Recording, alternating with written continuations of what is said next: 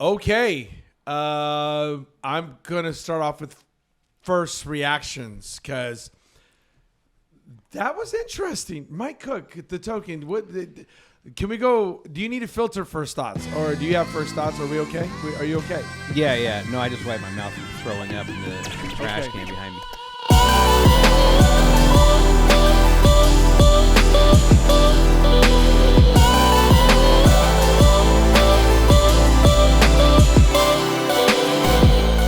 Welcome to the Not Offended Podcast. It's your boy Anthony, the conservative Chicano, right here, sitting next to my friend, the agent Bill. And across, we got the bishop and the token. Do not get them confused. Mike is the token, and the bishop is the bishop. That's how we work. Hey, why can't he be the token?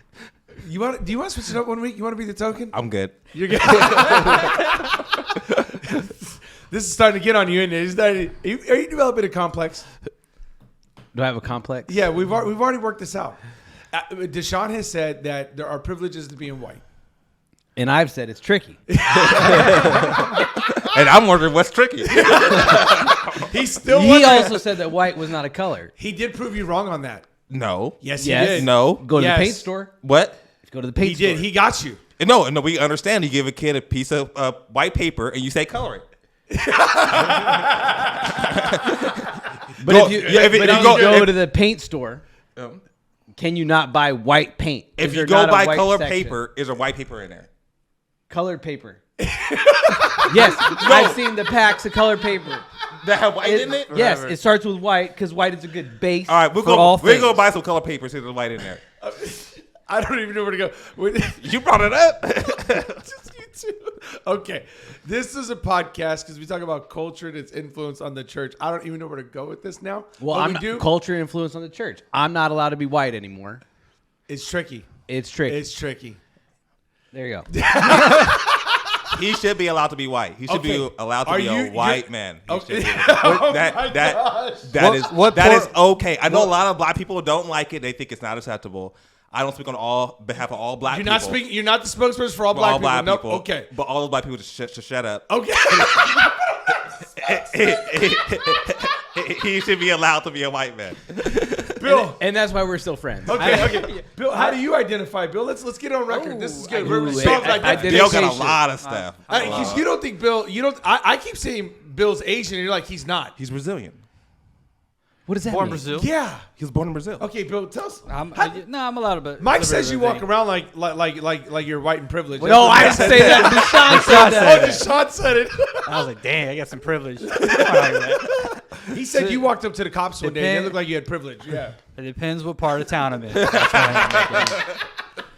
Tell everybody, your dad is white though, right? My dad's white, my mom's Japanese, and I was born in Brazil. And we found out something. I don't know if you guys know this, but his mom doesn't speak Japanese. She speaks fluent Portuguese. Brazilians. Where's she born Portuguese. She's born in Brazil. Yeah, she's Brazilian. Yeah. Okay, moving right along. So, ladies and gentlemen, let you know I'm American. I was born in America. I'm not African. I was born in America. I am an American. He's Brazilian.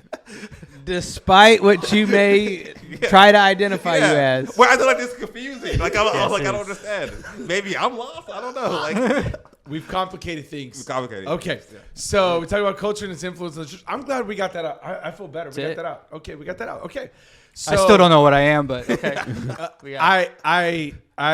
I'm American too, and family members are American, but God bless America. Yeah. But I am, I guess you would say ethnically, I am Hispanic or Mexican. I don't know what I am either. Okay, let's move right along.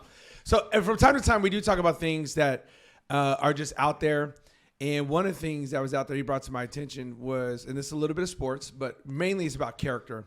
Another NBA player is in trouble. We talked a little bit about Russell Westbrook a couple weeks ago.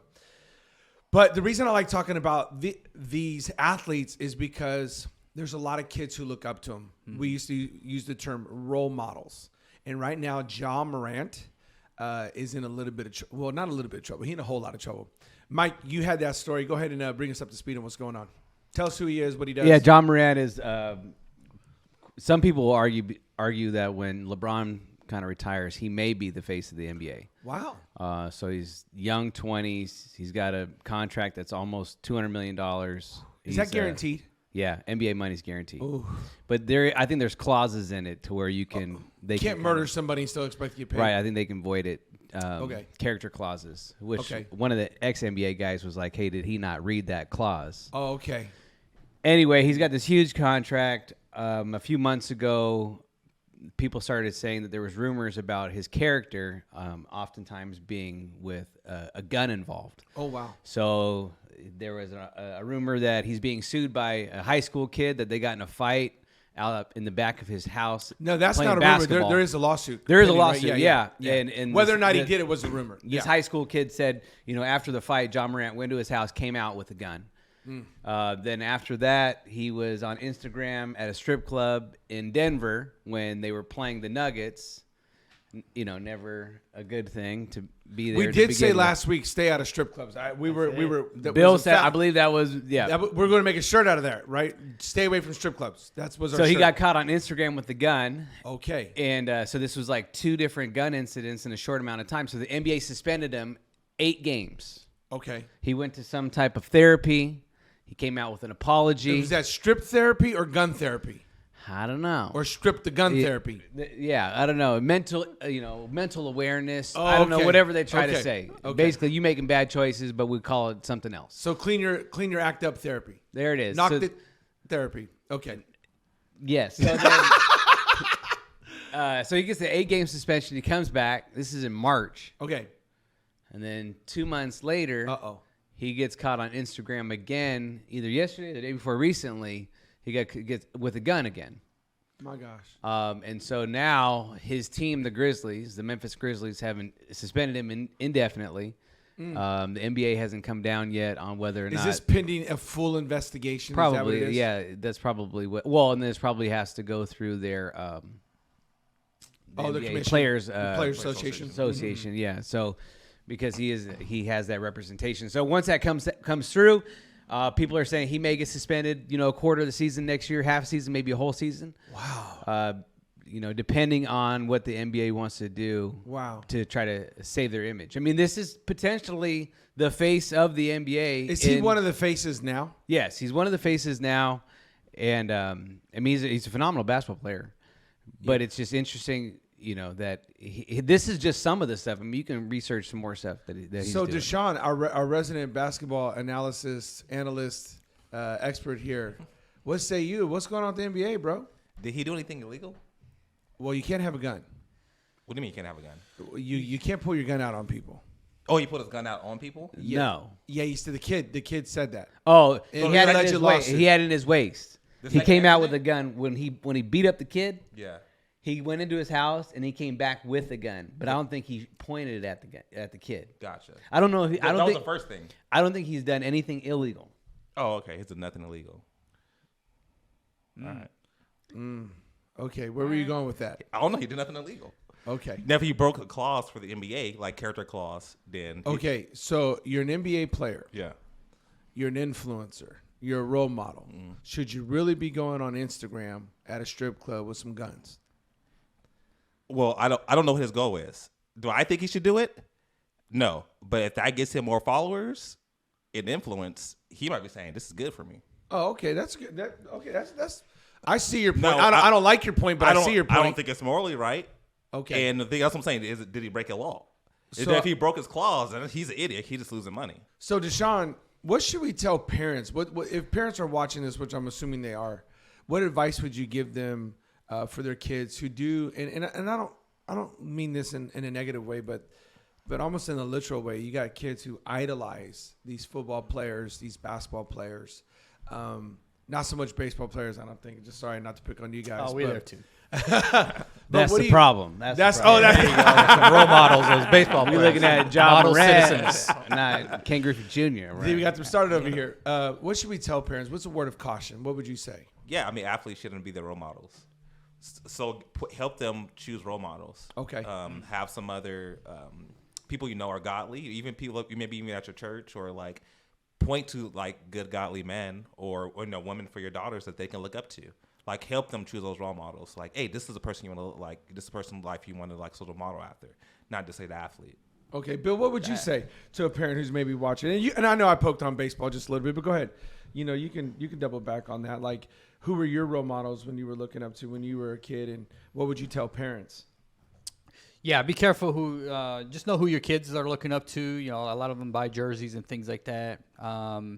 But just know that this is a very, very tiny percentage of people who are going to actually be NBA players. Oh, okay. You know, and then you also have a 22, 23-year-old kid with $200 million, right? And so there's a lot of trouble he can get into. Yeah. But, you know, you as a parent should be the role model for the kids. You should set the tone. Know who your kids are looking up to. But what if there's not a father figure in the house? What if there's not a dad around? What would you say to this single mom comes up to you? What would you say to her for her son? Yeah, just make sure that you understand that this is basketball players aren't just the norm. You know, Gotcha. You got doctors, lawyers. You could be anything. Even going into like kids nowadays are looking up to YouTubers. You know, they're getting that's big. big time now. And so be careful with that, knowing that this is not the norm. So, Mike, what I'm hearing is parents should know who their kids are following. That's what I'm hearing. Yeah, and just because somebody's on TV doesn't mean that they're not like a real person. Okay. So, these guys that are athletes, just because they can dribble a ball, they can score a touchdown, I mean, they still have their faults. And so just because you shouldn't be following somebody and looking up to somebody because they can athletically do something amazing. You should be following somebody and looking up to them because of who they are and their character. And the issue is that you don't know who these people are. Mm-hmm.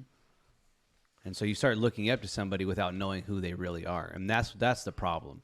And so try to find people in your life who you can actually identify their character and who they really are, and then say, son, daughter, look up to this person. You bring up a good point. And I just want to throw that out, just throw something else out there.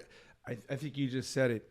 Let's be honest. If we could have just a moment of honesty, you're 22 and you just got $230 million. I don't know if I trust myself with $230 million at 22. And I was doing my best to serve Jesus at 22. I'm just saying. Trouble. Would you be in trouble? Would you be in trouble? Trouble. Okay, it's unanimous. Okay, so we learned something there. Have somebody around to help you manage that money. Okay, so talk about culture now and its influence on the church. Let's circle back to something. Carl Lentz apparently was getting all sorts of stuff thrown at him from that FX series or that little trailer that they showed, and he puts out a post. And I have the post, and you guys can read it. Just Google Carl Lentz and his response to it. And he says, hey, I'm not trying to throw Brian and Bobby Houston under the bus. I'm not trying to throw Hillsong under the bus. And he goes, I didn't even know this is what we were doing. Like, I'm on staff at Transformation Church. I'm not preaching. I'm not doing nothing. I'm just a consultant. I have no desire to be in the pulpit. I just want to love my wife, bring a healing and restoration to my kids. I'm just trying. Remember this? I'm just trying to Spike Lee do the right thing. Okay, here's my question. I believe him on 90%. He's trying to love his wife again and get his kids back on track, and he's a consultant at Transformation. I'm buying that. Here's what I'm not buying, and you guys tell me if I'm being a little harsh. I ain't buying he didn't know what that documentary was about. Yeah, I ain't buying that either. Okay. For sure. Why aren't you buying it? I won't tell you why I'm not buying it, but you tell me. I'm sure there's a contract. You're signing it. You're just going to allow them to run it the way they want. You have no say in how this documentary is going to go about your own life. So that portion, I'm not buying. Yeah, there are a couple of things that I did like about his statement. One, that he's not preaching. He's not on the pulpit. He did say that. And right. There's no evidence he is. And that over at Transformation Church. And then he's not really taking on any leadership role. So he's not overseeing anybody. And then two, that he is back with his wife trying to work it out. And so those are two positive things. But as far as he this did say with his kids, he's trying to bring healing restoration to his kids. Yeah. You guys buying it? He didn't know nothing about the movie? No, I'm not buying that. Okay. Now, they could have spun it a little bit, but to say like I didn't know anything about that, I think that's just a little far stretch, because you're in a position where you're trying to recover your image as it is, and so to go out there and say I didn't know anything, I mean, that's a huge gamble that you would be taking to make a documentary about yourself while you're already at your lowest point. I mean, it could be he the wrote nail a book at his lowest point. It could be, yeah. He was also in control of that. He's not in control of it? Well, there's editors. I don't know how much. That's what I'm gonna say. A lot of this, as I learn more about like how TV and stuff is made. There's times where people who they're creator of the show, but they actually have no control over how the show goes from there on out. It's all writers and things like that. Exactly. But there's a point. There's a point in the contract process. Can I just ask a but question? you can sell. Like I can go sell a show to someone. Yeah. I say, hey, I And sold the do show, and I have nothing else to do with it from that point. Yep. Exactly. Yeah. But there was a point where you sold it off. Okay, I agree with all of you guys. I agree, and we're gonna end up in a rabbit hole. I just have a question. Why? Why even go down? Can I ask you something? Get paid. Oh, okay. See, can we just get there? It's about money. Here's what I'm saying. Do you really trust the media, whether it's left, right, red, blue, anything? Do you really trust the media to do anything that looks out for you? No. They've got to sell ratings. What makes you think for a hot second they won't throw you under the bus or spin it or edit it or whatever? Come on now, man. Come on now. It literally could have been, here's my story. I'll give you 3 interviews. Ask me whatever you want. I'll give you give me $2 million. But listen, come on. He's a smart guy. Let's be honest. He's a sharp guy. He ain't stupid. He knows what's gonna. He's been on Oprah. He's been on The View. He's been on all these shows. He knows what's going down. He's been NBC. He was one of the hottest pastors at one time. He's been on all these shows. Come on now. Yeah, he could have knew, but he's just desperate and scared. I don't know if I'm gonna get a job again. Okay, so here's what I'm going. Why? What's the motive? What did you have to gain? And then, paycheck. Okay. Simple as that. Simple as that? Yeah, no, I could be totally wrong. I have no idea. But he couldn't. It's possible he didn't know. That is possible. But there's a little bit of irresponsibility there. Yeah, or okay. To him, it's If worth that's the it. case. It's worth it. You keep saying, can I just, okay, listen. You know me, I'll never say it's not about the money when it comes to stuff like this. I'm not saying that. I will say, though, in just my opinion, Anthony's opinion, I have no facts or evidence. I do believe there was a little side of him that says, hey, I'm going to clean up my name just a little bit. I ain't the only one guilty here. I just think that's what he was doing, too. Yeah, I mean, now I want to see it. Yeah, and that was the whole point, Mike Cook. They got me. They got you. They got me. The trailer and now his rebuttal. So forgive me. I'll try to find bootleg or something. Yeah, I ain't paying for no show. Hey, I did find one interesting thing. Okay, he says in his statement that honestly, I haven't been doing anything but focusing in on my family and my sobriety. He's sobriety. It's a hard word for me to say. Apparently, sobriety and my healing for the last 3 years. Did he have a problem we didn't know about? Well, he morally failed, so maybe he had some type of sex addiction or something. I don't think that's what they mean by sobriety. I said it right. I don't know. It could have been that. You think it's some of the drugs and alcohol behind that? See, this is my rub. Why don't you just come out and tell people? We're going to talk about the issue, but not talk about the issue? Right. It's like, hey, I just want to address we have a problem. And the problem with the problem is that we recognize that there's a problem. But just so you know, we're going to fix that problem by not addressing the problem.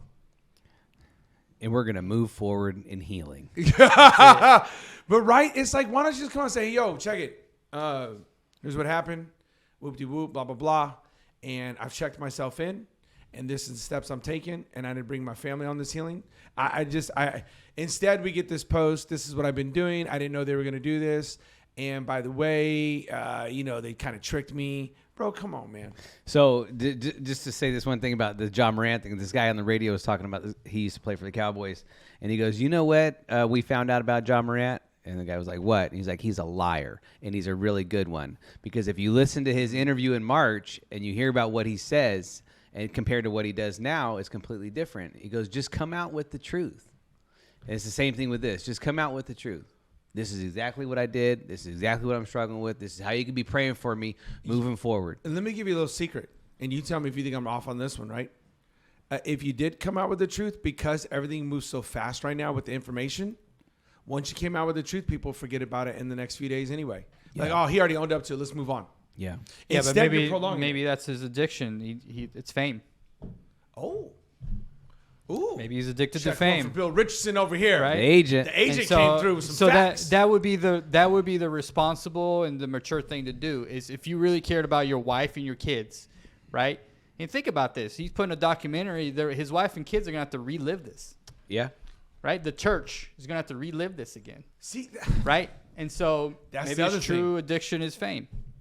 that's the other thing. Well, you do get a taste of that. You do get a feel for it. It does spike those dopamines and serotonins and all that other stuff. So, okay, moving right along. So, I want to encourage everybody. This is Not Offended Podcast. Thank you for tuning in. We want you to like, subscribe. We want you to comment. We love reading those comments. And the whole goal is one day Jake might get paid. Jake ain't in the building right now, but he might get paid one day if he keeps doing a good job. So we'll see what happens. One day Ethan and Nate might get Oh, okay. paid. They're the real people in the building. All right. There you go. There you go. So, guys, last week, talk about culture and its influence of the church. I brought up something. I got a huge response from people who'll be watching all the way up in Humboldt. Shout out Humboldt County. Shout out to the people in Texas, everywhere they'll be watching us, all over California. And so I got this people blowing me up on something, blowing me up about our AI article and how AI and ChatGPT, all these things, like this is going on. And then out of nowhere, I'm just reading some news and it comes up. And I don't even know about this, right? But there was this young lady, this Snapchat influencer. Her name's Karen. I don't know how to say her last name. But she made an AI of herself. And she said, I made it for people who feel lonely. Hey, I can just hear Barry White in the background, lonely. She said, I made it for the people who feel lonely. Now, it's not me. It's my AI version. And I'm just accessible 24/7. And you can log on. And we'll have conversation and dialogue. And it's going to cost you $1 a minute. So she threw it out there, and in 1 week, she made $71,610. All right.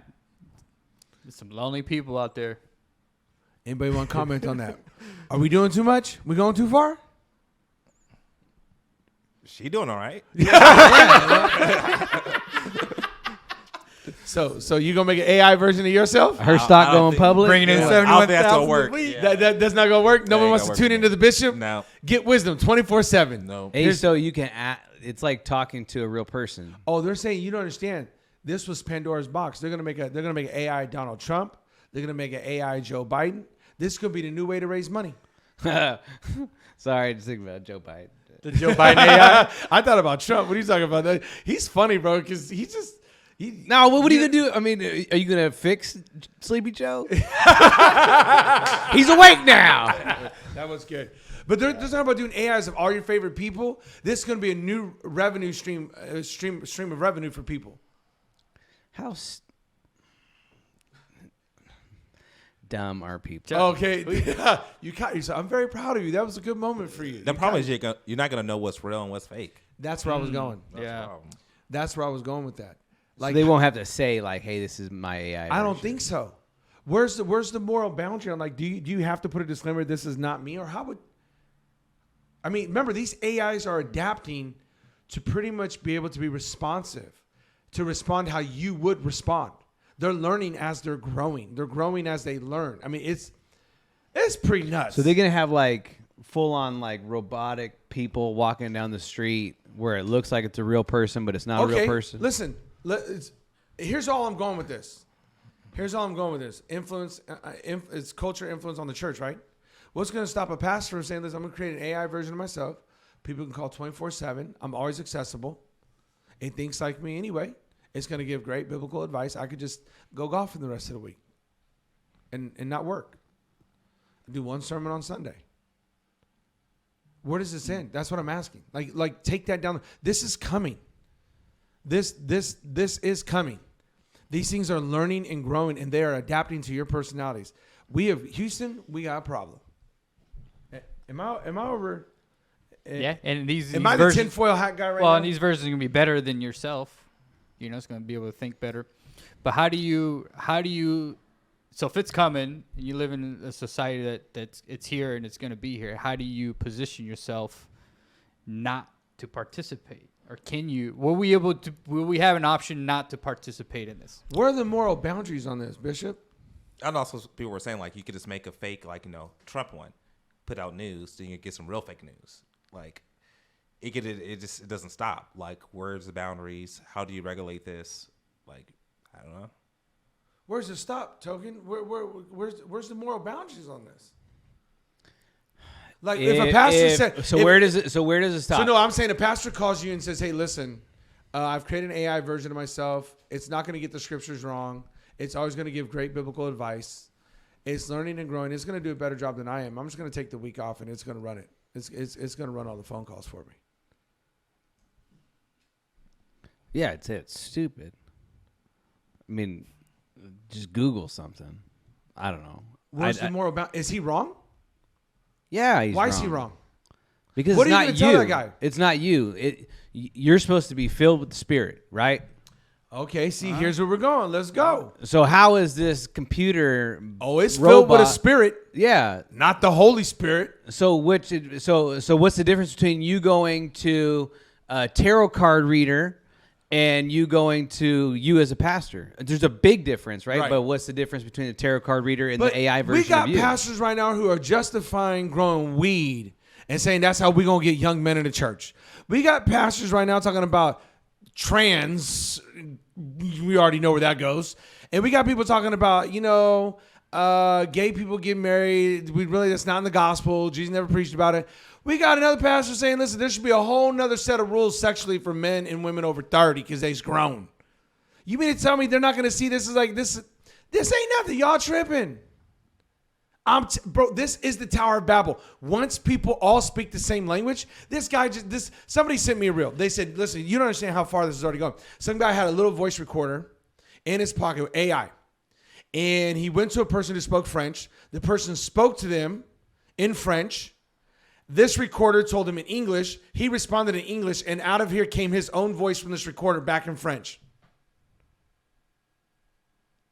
He said, I don't need an interpreter. Here's my interpreter. And this is going at the speed of sound. As quick as you can talk, as quick as it'll translate to me as soon as you're done talking. Now, we can't have quick dialogue because I've got to wait for you to finish. But it is processing that fast. Pretty soon, it won't be in your pocket. It'll be in your ear where they can't even see it, like a hearing aid. Tower of Babel. Mark of the beast. I'm telling you. This is how the Antichrist gets up and talks to everybody all at once. Prove me wrong. Okay, you got the skeptical look on your face. Go ahead. You think I got a tin hat on my head? No. You think Pastor Law, that was it? He went off the deep end. He's gone. We got to get him back. Where's my pastor? I wasn't thinking that. I was like, prove you wrong. But anyways, this is what challenge. Yeah. Prove me wrong. What? Prove me wrong. Well, there's nothing a substance there to actually prove against you. But I mean, it's a good theory. I mean, it's very possible. I mean, if it's already happening, there's nothing to say it can't. How else does the Antichrist talk to the world? Yeah, I don't know. But no one knows. I mean, just like in the days of Noah, just like in the days of Tower of Babel, all one language. Yeah. It's tearing down language. Think about it. Everybody in a room, whatever language this person's speaking, everybody has that same earpiece, right? AI. And as he's talking, there's no need for a translator. You don't got to have 100 other people translate it. It's just in your ear. It's crazy. Does this freak you out? This freaks me out. So do we not participate? What do we do? Because I'll give you. So what's the difference between what we're already doing here? We all have cell phones, right? I think they were talking about this 20, 30 years ago. What's coming with cell phones? Now everybody has it in their pocket. Okay, but you can't live in a society really today. I feel like you gave us a setup question. No, I'm just asking. So you're saying I'm a single man. I'm feeling lonely. I just want to hear a friendly voice on the other end and give me some encouragement so I can dial up. I wasn't going there. I was just saying you can't live. Basically, you can't live in maybe today's society up to its speed without a cell phone. Yeah. Right? We're already connected and attached to everybody anyways. Oh, you agreeing with him? Yeah. What AI does, it just takes it by 1,000 times what we're already doing. So where's the moral and ethical boundaries here? I don't know. We got issues. We just don't live in a society with moral and ethical boundaries. That's my point. That's my point. Oh, yeah, the world's in trouble, if that's what you're trying to say. We've been in trouble for a long time. Go to church. Were you asking if we screwed? We screwed. Yeah. Is that what you're saying? Yeah, we all do that. Basically, who agrees? Basically, this has been the Not Offended podcast, and we basically summed up the whole podcast. Are we in trouble?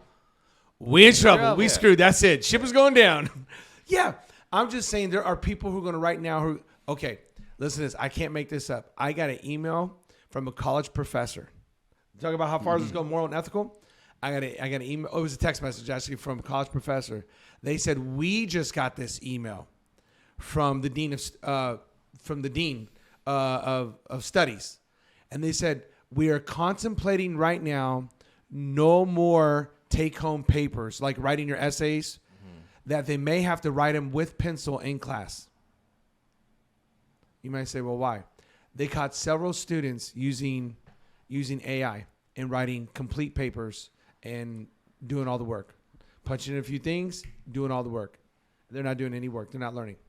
So they said they are really throwing around right now at a major university, kids having to do it in person with pencil. So it brings up a good point. You said, where does this go? How does this affect things? It all comes back down to money. Okay.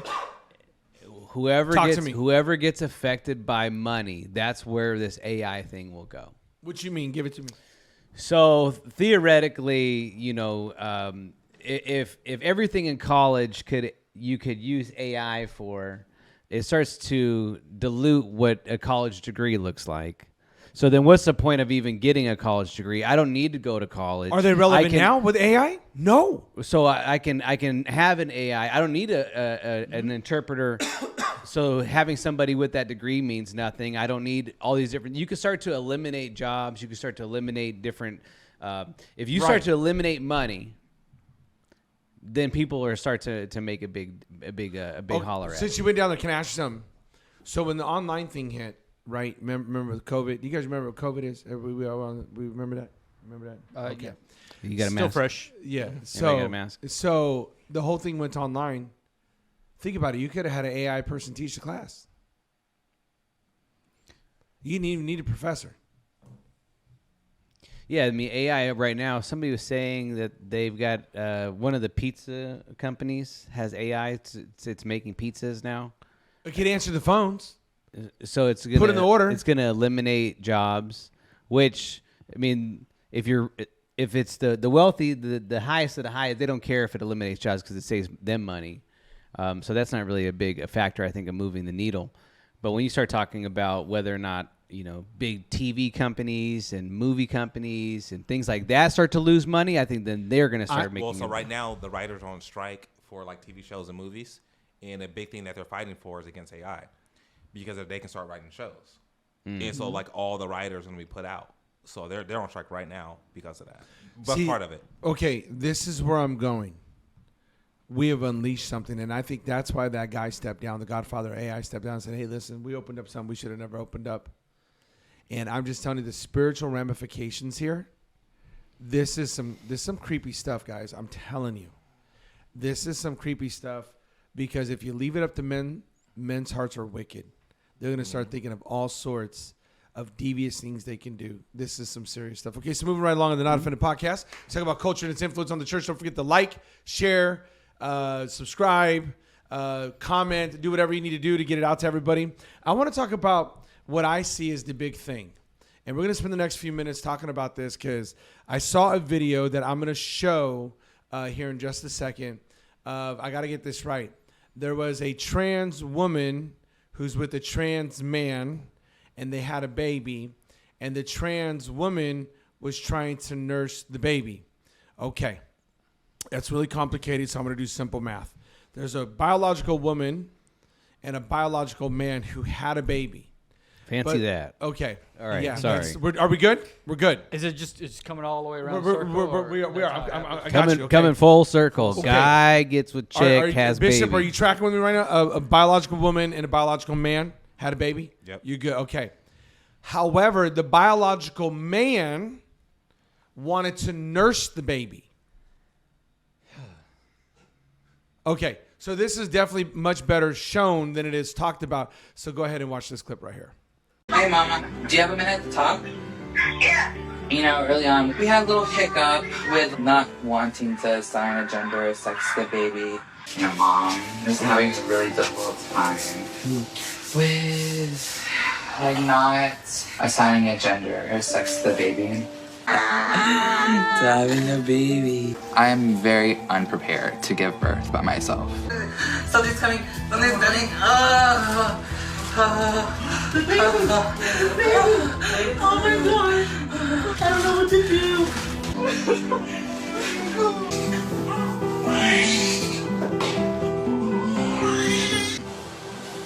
Oh, I had to put it over here. The baby has been able to latch, but I've not been able to produce any milk. It's okay, because we're gonna supplement the feeding with formula so that my baby's still getting the nutrients that they need. I appreciate you so much for all your work. And I appreciate you also, baby. I couldn't have done it without you.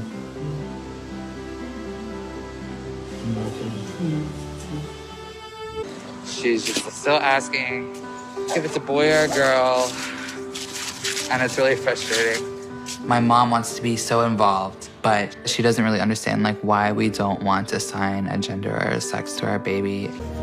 Publicly, we're gonna be calling the baby Negunit. In the Nahuatl language, Negunit means the baby. My vagina, and it's not the body that I'm used to.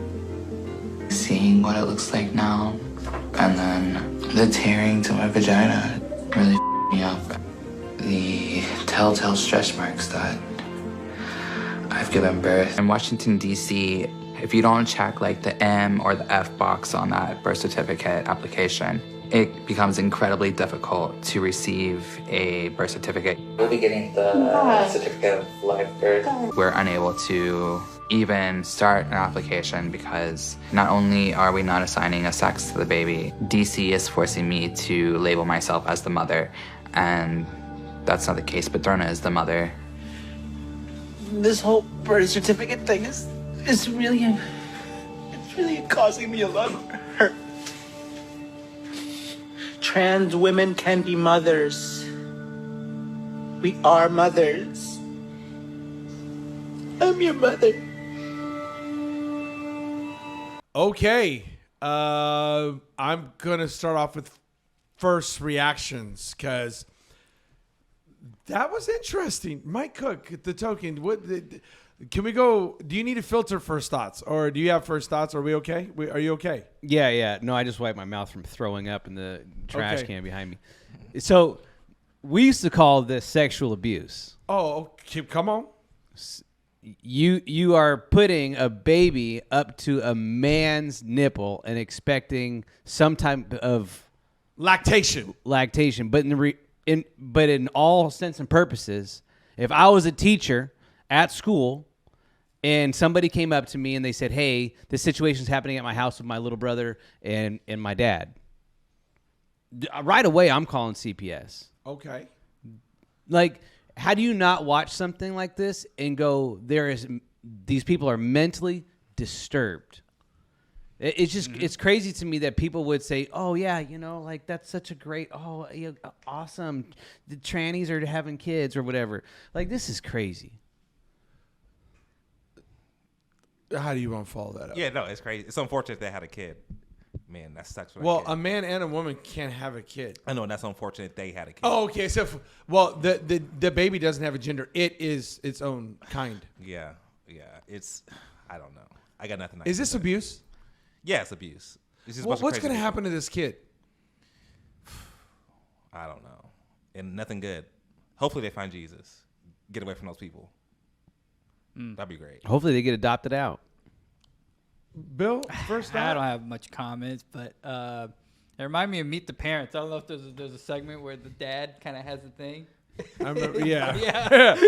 But we used to laugh at these things, right? It was a comedy. It was humor. Back in the day, it was humor. It was like, dude, this has never happened. No, it's real now. Nowadays, this is like normalized, and it's like how far we've come. Like, this is normalized, and not beyond that. It's like elevated. Like, oh, this is a great thing. I don't get it. Okay. Okay. Delusional. They said we don't produce enough milk, so we're going to supplement. Now, I'm going to just go. I'm going to throw this out there, all right? Just for everybody tuning in. My wife had 3 kids.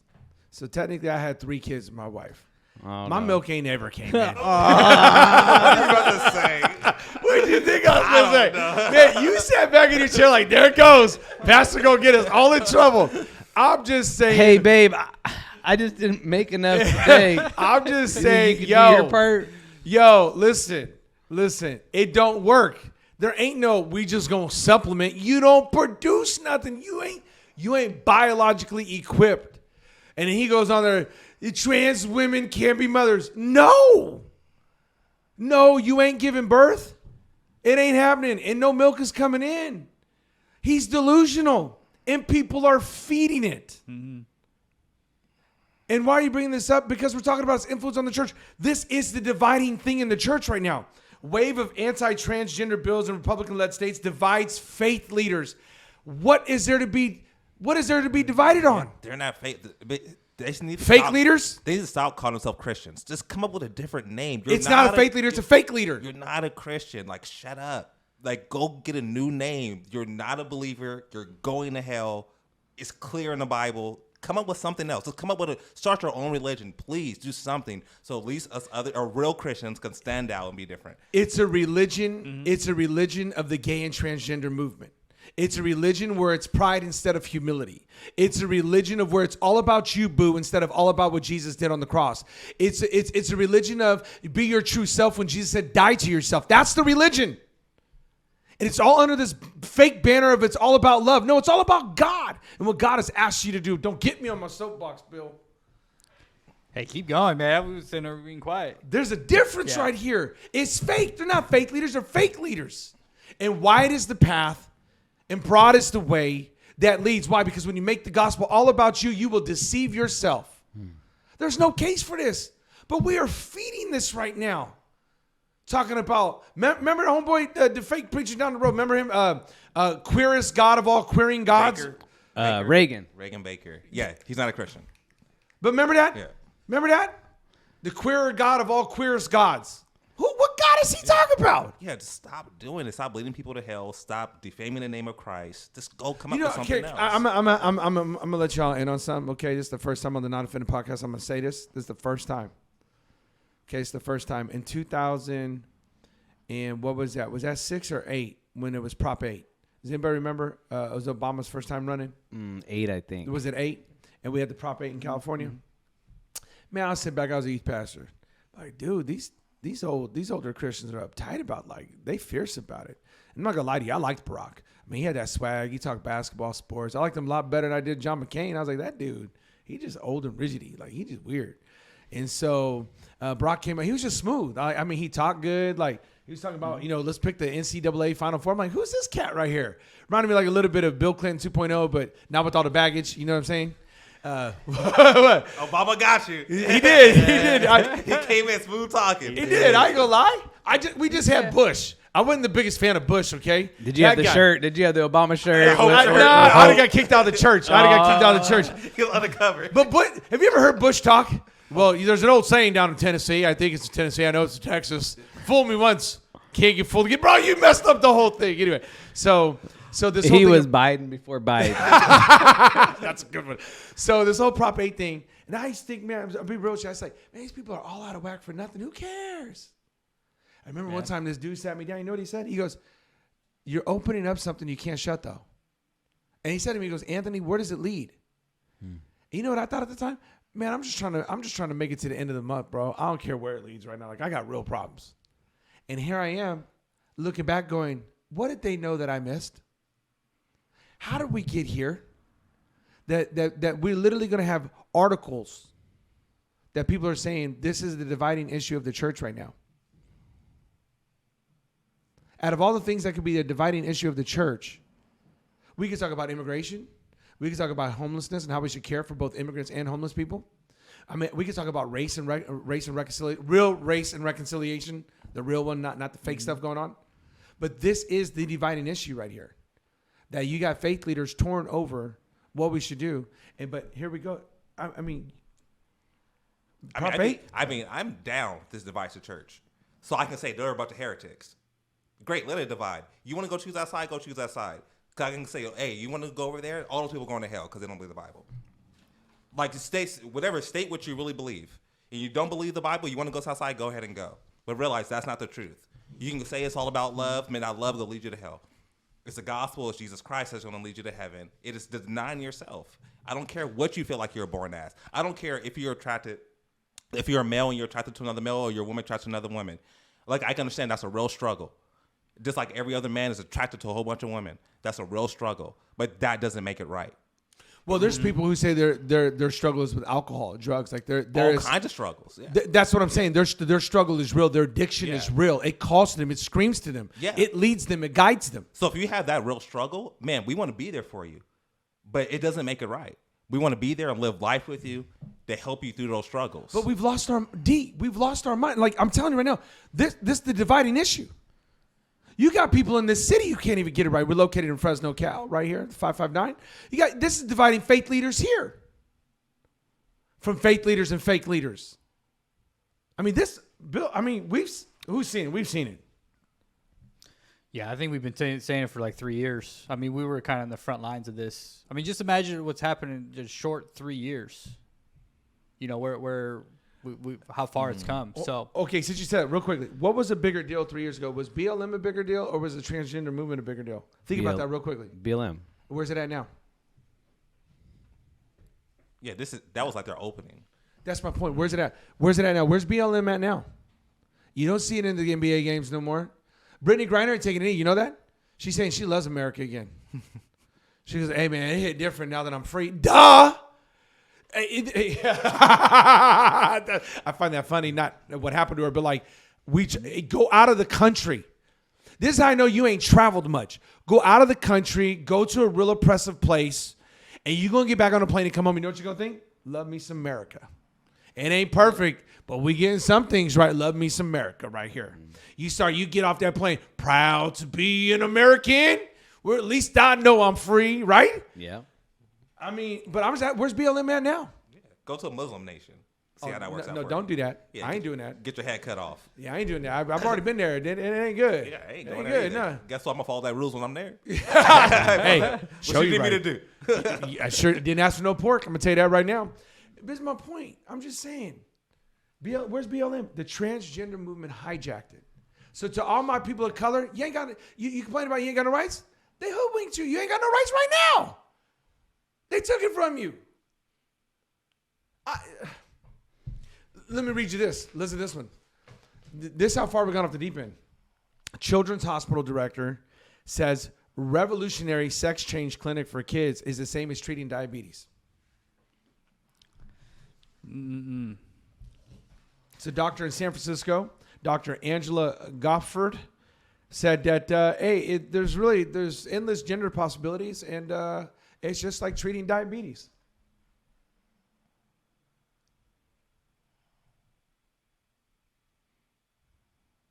Boy, that was the longest pause we've ever had on this show.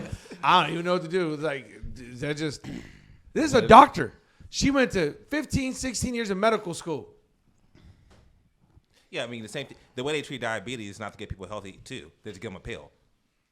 This is the solution for everything. Take a pill, get a surgery, we'll fix it. Instead of helping a person mentally, we're going through these things, it's like, hey, just go do whatever you want. So you don't cut an arm and a leg off to treat diabetes? Same thing. It's like, go take this pill. Don't change your life. You are who you are. You want to eat that way? It's okay. I have a pill for you. Yeah.